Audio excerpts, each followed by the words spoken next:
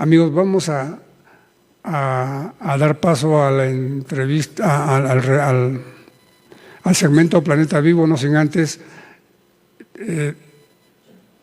vamos a saludar a Dayamis Torino con motivo de estar cumpliendo hoy un lindo día de su vida. Hoy es el día de su cumpleaños.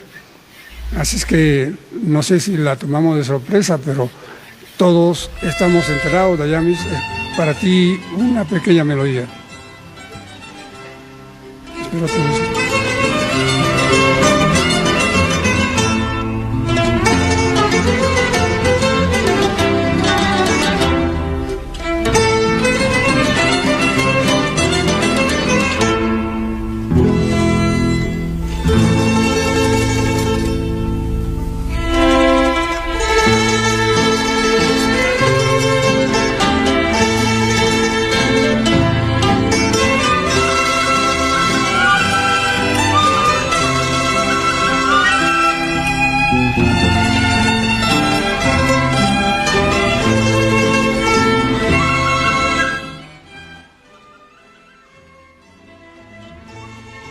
Carga también Javier a hacer presente el suyo.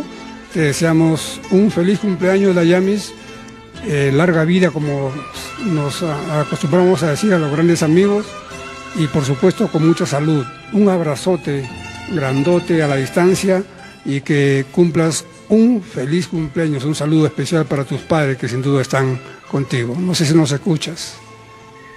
Muchísimas gracias, sí, se cortó la primera parte, pero muchísimas gracias por esta bienvenida al segmento de hoy y sobre todo por el saludo de usted, estimado Cristóbal. Gracias también a Javier por los saludos y muy contenta de pasar mi cumpleaños, empezando el día, la mañana tarde con ustedes y con todos los televidentes también. Muchísimas gracias.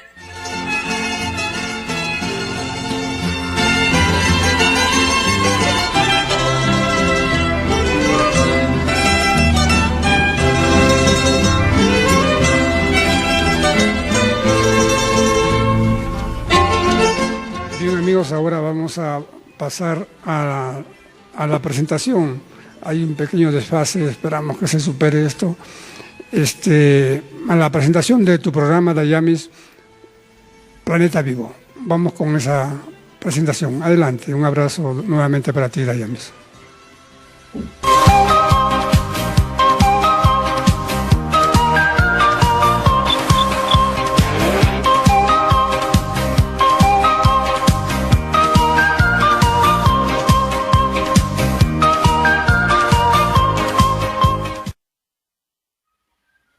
Bienvenidos a Planeta Vivo, donde el medio ambiente también se escucha y se ve. Como cada miércoles, les traemos las noticias ambientales que han venido pasando durante esta semana. Y la historia de nuestro mundo está en constante cambio y movimiento. Por eso la ola de noticias es cada vez mayor. A continuación, las noticias y sus repercusiones en nuestro planeta.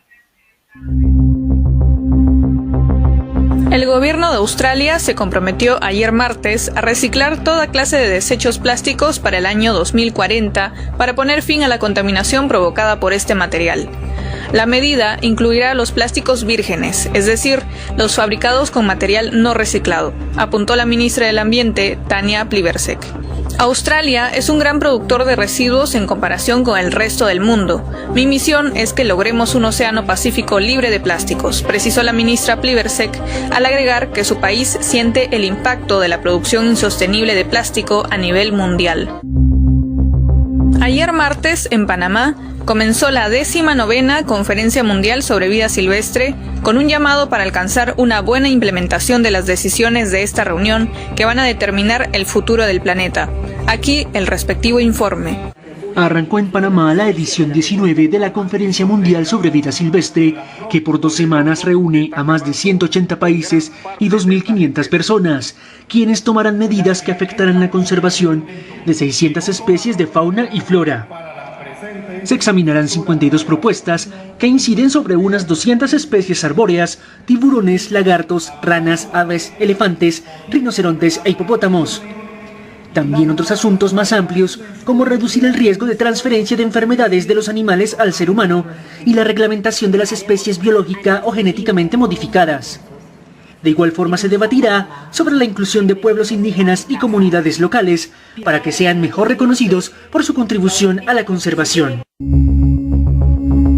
Piden igualdad de género en la lucha contra el cambio climático en la COP27, porque las mujeres y las niñas soportan la mayor parte de los impactos ambientales, económicos y sociales asociados al cambio climático, ya que se ven más afectadas por la falta de agua y saneamiento y asumen la mayor parte del trabajo doméstico a medida que disminuyen los recursos hídricos. Según la organización Plan Internacional, la crisis climática ha generado el problema de equidad intergeneracional más importante de nuestro tiempo. Esto se debe a que las niñas tendrán que vivir durante más tiempo las consecuencias de la emergencia climática, pero sienten que no pueden participar en los procesos de toma de decisión. Una buena noticia. Veamos. La presidencia de la COP27 auguró ayer martes un resultado satisfactorio para las negociaciones sobre pérdidas y daños debido a los avances en el espinoso asunto de la financiación. Pérdidas y daños es como se denomina a la negociación para indemnizar a los países pobres víctimas del cambio climático causado por las emisiones contaminantes de las que no han sido responsables. El presidente de Colombia, Gustavo Petro, aseguró ayer martes que América Latina necesita $200.000 millones para hacer frente a la crisis climática, y para conseguir esos recursos es indispensable reformar el sistema económico mundial. Según Petro, serán decenas, centenares de millones de personas las víctimas si no logramos adaptar el territorio a la crisis climática. Y para financiar eso, ya no alcanzan los recursos de los países. Se necesita una reforma del sistema financiero mundial, de la banca multilateral, remarcó.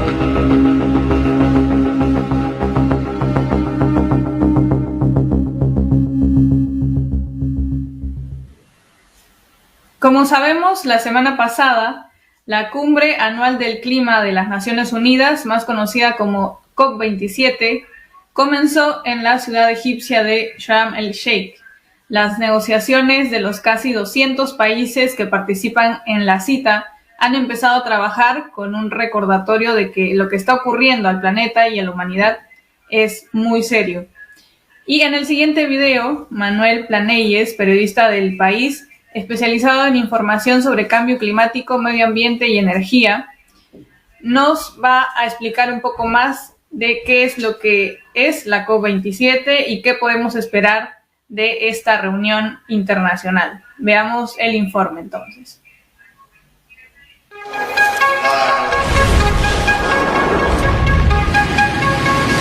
La ciudad egipcia de Sharm el-Sheikh acoge entre el 6 y el 18 de noviembre la llamada COP27, la Cumbre Internacional sobre Cambio Climático. Estas son las claves de una cita organizada bajo el paraguas de Naciones Unidas. Las siglas COP en inglés se refieren a la Conferencia de las Partes, es decir, a la reunión normalmente anual de los casi 200 países que forman parte de la Convención Marco de Naciones Unidas sobre Cambio Climático. La convención se adoptó en 1992 y establecía ya entonces que los gases de efecto invernadero que emite el ser humano están contribuyendo al cambio climático. La convención además fijó que los firmantes deben reducir esos gases. Para desarrollar este tratado se celebran las COP, en las que participan los delegados y ministros de esos 200 países. La convención sirvió para que se aprobara en 1997 el Protocolo de Kioto. Luego, en 2015, Kioto se sustituyó por el Acuerdo de París, que obliga a todos los países que se sumen a acometer recortes de sus emisiones de gases de efecto invernadero. La suma de todos los planes nacionales debe ser suficiente para que se cumpla el objetivo principal, que el aumento de la temperatura media del planeta no supere los 2 grados centígrados respecto a los niveles industriales y, en la medida de lo posible, que no se rebasen los 1,5. Ese es el límite que establece la ciencia para evitar los efectos más catastróficos del cambio climático, pero el planeta está ya en un calentamiento aproximado de 1,1 grados. No, la suma de todos los planes nacionales de recorte de emisiones llevará, si se cumplen esas promesas, a un calentamiento de aproximadamente 2,5 grados, según el último análisis realizado por el Departamento de Cambio Climático de la ONU. La anterior cumbre, celebrada el año pasado en Glasgow, se cerró con un llamamiento a los países para que endurecieran sus objetivos. Y 24 países han presentado en este último año nuevos planes o actualizaciones de sus anteriores promesas. Se ha avanzado, pero no lo suficiente ni a la suficiente velocidad.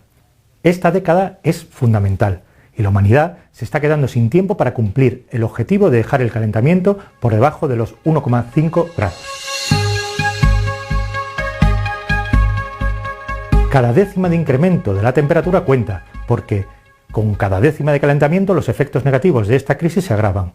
No solo se trata de un aumento medio de las temperaturas, sino de veranos más extremos, como el que hemos vivido en España y en gran parte de Europa, o la histórica sequía que ha padecido el hemisferio norte, o las tremendas inundaciones en Pakistán de hace unos meses. Todos esos fenómenos extremos aumentarán en intensidad y número todavía más si el calentamiento sigue incrementándose. Esta cumbre se considera de transición. Además, la invasión rusa de Ucrania y la crisis energética vinculada a esta guerra ha sacado en gran medida al cambio climático del centro del foco de la atención internacional. Pero la cumbre debe servir para mantener viva la lucha global contra el cambio climático y para que las naciones sean conscientes de que los esfuerzos para desengancharse de los combustibles fósiles, que son los principales responsables de esta crisis, no son suficientes, lo que nos lleva a un calentamiento catastrófico. Los principales responsables del calentamiento que ya se ha producido son los países desarrollados, pero los que más sufren sus efectos son las naciones más pobres, que tienen más difícil hacer frente a los eventos extremos. El concepto de pérdidas y daños se refiere a los impactos negativos que son irreversibles, como las islas que van a desaparecer por el incremento del nivel del mar, o la pérdida de vidas y pérdidas económicas vinculadas a los fenómenos extremos. Desde hace años, los países más vulnerables presionan a las naciones más ricas para que les compensen por estos daños.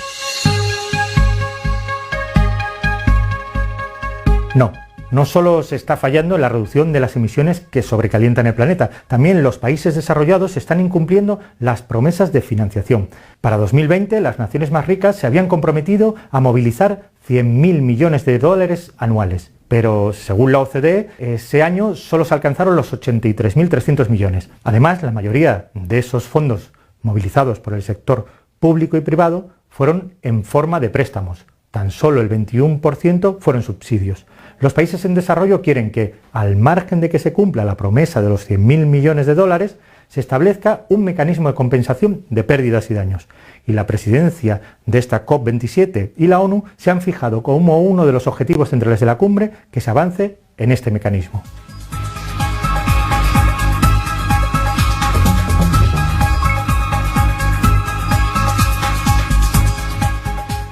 Y antes de seguir con la segunda parte de nuestro informe sobre lo que viene siendo la COP27 este año, vayamos a un pequeño corte y regresamos.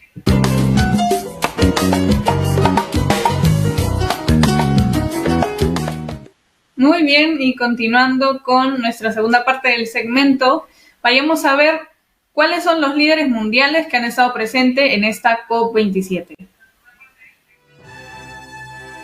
Foto oficial de los líderes mundiales que participan de la COP27 en Egipto. En su primer discurso en la conferencia sobre el clima, el secretario general de la ONU, Antonio Guterres, advirtió que llegó el momento de alcanzar un pacto. Las dos mayores economías, Estados Unidos y China, tienen una responsabilidad especial a la hora de aunar esfuerzos para hacer realidad este pacto. Y esta es nuestra única esperanza para alcanzar nuestros objetivos climáticos. La humanidad tiene que elegir cooperar o morir. ¿Es un pacto de solidaridad climática o un pacto de suicidio colectivo? La cita climática anual de la ONU arranca bajo la presión de mejorar la financiación de los países más vulnerables, devastados por los efectos del calentamiento. En un encuentro con jóvenes al margen de la cumbre, el presidente francés Emmanuel Macron dijo que los europeos pagan su parte y que deben presionar a los países ricos no europeos. Necesitamos que Estados Unidos y China estén realmente a bordo. Nuestra batalla es que los más ricos estén ahí, que paguen su parte de forma justa, y en ese punto debemos decirnos las cosas. Los europeos pagan, pero nosotros somos los únicos que pagamos. También tenemos que presionar a los países ricos no europeos para que digan tienen que pagar su parte. El presidente chino Xi Jinping no acudirá a la COP, mientras que el estadounidense Joe Biden sí lo hará, aunque solo por algunas horas, el 11 de noviembre. El encuentro está rodeado de importantes medidas de seguridad en el balneario egipcio, enclavado entre el desierto y el Mar Rojo. Activistas ecologistas como Nyombi Morris, que viajó al balneario egipcio desde Uganda con la ilusión de poder hablar a los dirigentes, no han podido acceder a los encuentros. Quedé feliz cuando anunciaron que la COP sería en África y pensé que tal vez tendría la oportunidad de estar en la sala de las negociaciones. Pero hoy no se me permitió acceder a la sala. La organización Human Rights Watch aseguró que ha habido decenas de detenciones arbitrarias de personas que llamaron a manifestarse en Egipto. La cumbre sobre el clima se extenderá hasta el 18 de noviembre. Muy bien, ¿y cuáles son los mayores objetivos de esta conferencia, de esta COP27? Pues tenemos aquí a los más importantes. Está, como primer lugar, la mitigación. La mitigación del cambio climático se refiere a los esfuerzos para reducir o prevenir la emisión de gases de efecto invernadero. La mitigación puede significar el uso de nuevas tecnologías y fuentes de energía renovable, y hacer que los equipos más antiguos sean más eficientes desde el punto de vista energético, o cambiar las prácticas de gestión o el comportamiento de los consumidores. En este caso, dar todas las inversiones para las energías renovables. Por otro lado está la adaptación. El cambio climático, como hemos visto y sentimos, ya está aquí. Y más allá de hacer de todo lo posible para reducir las emisiones y un poco parar el ritmo de este calentamiento global, los países también deben adaptarse a las consecuencias climáticas para poder proteger a sus ciudadanos. Como hemos visto ya, los efectos se están sintiendo en todas partes del mundo.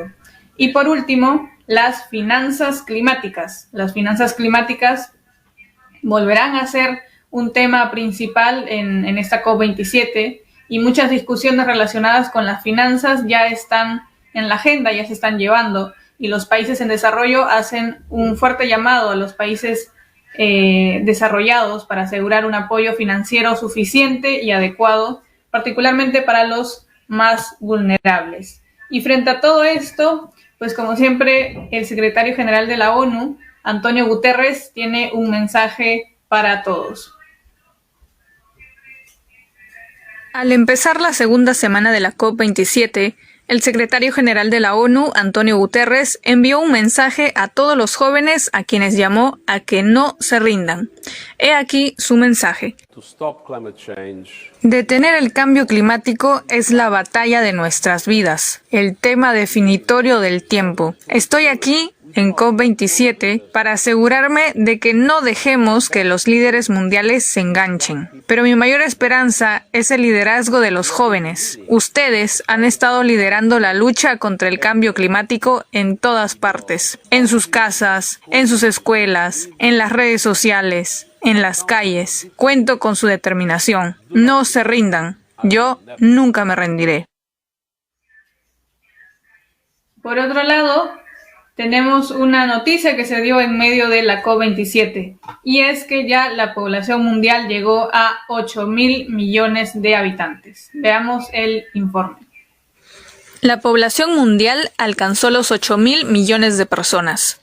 Según las Naciones Unidas, que celebró ayer la noticia de forma simbólica, la humanidad ha alcanzado ya los 8.000 millones de habitantes, una fecha que para su secretario general, Antonio Guterres, merece una reflexión sobre el estado actual del mundo y las crisis por las que atraviesa. Esta y demás noticias referidas a la COP27 a continuación. El mundo llega a los 8.000 millones de habitantes, todo un reto para el planeta, pues el crecimiento poblacional es complejo para el desarrollo sostenible, como lo muestra el África subsahariana, una subregión que podría aportar la mitad del crecimiento poblacional al 2050 y donde hay 9 de las 10 naciones más vulnerables a la crisis climática. Por eso se necesitan acciones ahora, unas acciones que en la COP27 todavía no llegan, por lo menos en los puntos más difíciles. La presidencia de la COP anunció que todavía no hay consenso en adaptación, mitigación, pérdidas y daños, agricultura, género y mecanismos de reparación. Y también uno de los grandes ausentes es el mecanismo de financiación de pérdidas y daños que tanto han pedido los países en desarrollo y que la presidencia de la COP no menciona. Por eso se espera que no se logre el objetivo de tener un documento final para el viernes. Sin embargo, los ministros de los casi 200 países ya están en Sharm el Sheikh para liderar las negociaciones más difíciles. También los ministros comenzaron a hablar. La Unión Europea dijo que a pesar de la guerra en Ucrania, actualiza sus ambiciones climáticas y promete reducir las emisiones de gases de efecto invernadero en un 57% para el 2030 y no en un 55%, mientras que Belice y Guatemala piden la inclusión de Taiwán en la Convención Marco de Cambio Climático. Recordemos que Taiwán no es reconocido por la ONU como un país. Y por su parte, El Salvador y Cuba coincidieron en pedir más dinero para pérdidas y daños y para adaptación. ¿Y cómo se han venido desarrollando las protestas en Egipto? ¿Se han dado protestas en Egipto durante la COP27? Veamos el video. Multitud de manifestantes que gritan repetidamente "libérenlos a todos", exigen la libertad de los miles de presos políticos en las cárceles de Egipto, en una manifestación que deja en claro que no habrá justicia climática sin derechos humanos. Los activistas exigen el cambio de sistema, pero también repudian el régimen policíaco egipcio.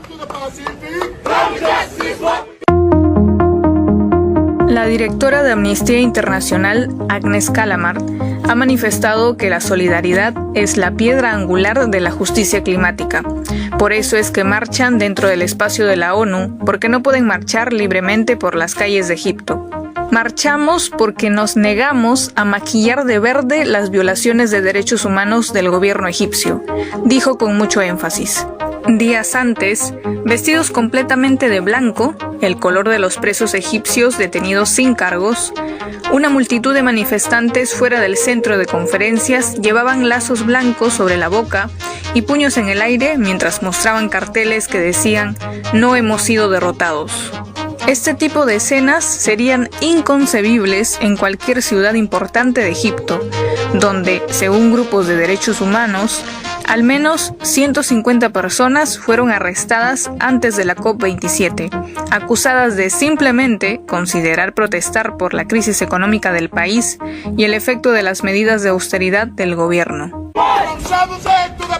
Más personas fueron arrestadas el viernes pasado, dijeron, en una represión generalizada contra cualquier persona acusada por las autoridades de intentar unirse a las manifestaciones. Los cargos suelen ser los mismos: difundir noticias falsas o incluso pertenecer a una organización terrorista.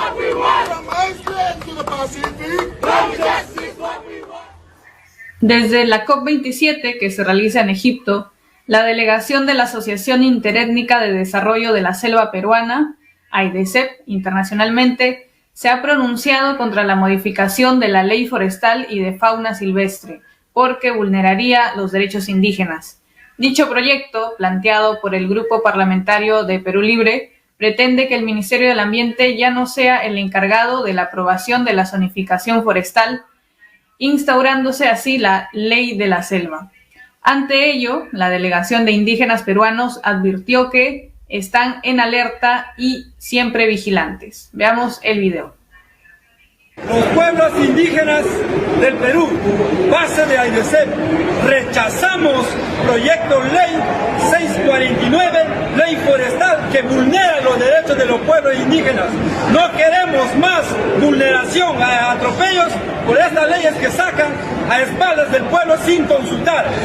¡Que viva la Amazonía! ¡Que viva! ¡Que viva INESEP! ¡Que viva! ¡Que viva el pueblo indígena! ¡Que viva! Siempre en alerta y vigilantes, como ellos bien lo dicen. Y el día de hoy también ellos estarán presentes en 2 reuniones de la COP27, en una de pueblos indígenas en aislamiento en la Amazonía, Cerrado y el Gran Chaco, retos para la protección de sus derechos y territorios, y también en otra reunión sobre el financiamiento climático y los pueblos indígenas.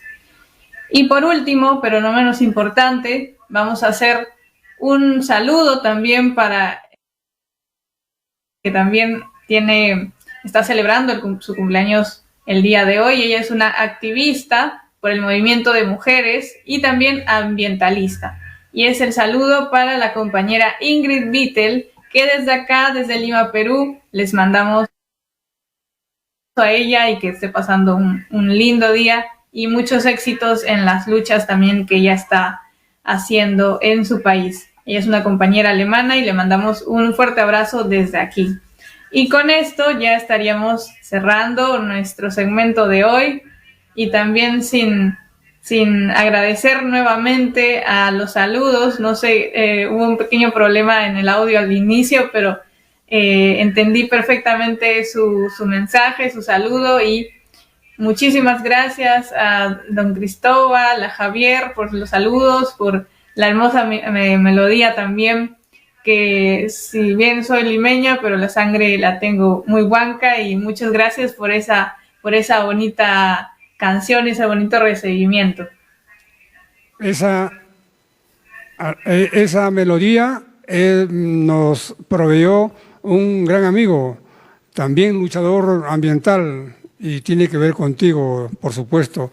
Don Jesús Vélez Ramos, ayer por la tarde, nos dio esa maravillosa melodía, y creo que rompiendo el esquema hay que hablar también con identidad, y por eso nos sentimos doblemente halagados de tener a 2 personajes como ustedes como integrantes de nuestro humilde programa, humilde sin ningún tipo de molestia que no tenga que ver con sentirnos orgullosos de dialogar. Dayami, nosotros vamos de inmediato, después del corte, nos vamos de inmediato a Lima a comer arroz con pato a la chiclayana, o de repente una carapulcra limeña, no sé, y la torta aquí la comemos simbólicamente. Nuevamente, muchas felicidades, feliz cumpleaños Dayamis, larga vida como siempre. Muchísimas gracias don Cristóbal, a Jesús Vélez también, y que ustedes siempre están haciendo ahí sus sorpresas y les agradezco muchísimo, y un fuerte abrazo para todos, para usted don Cristóbal, para Javier, y obviamente para Jesús Vélez también un fuerte abrazo. Y conmigo hasta el miércoles. Muchas gracias y que tengan un bonito día. Gracias. Saludos en casa, un abrazo.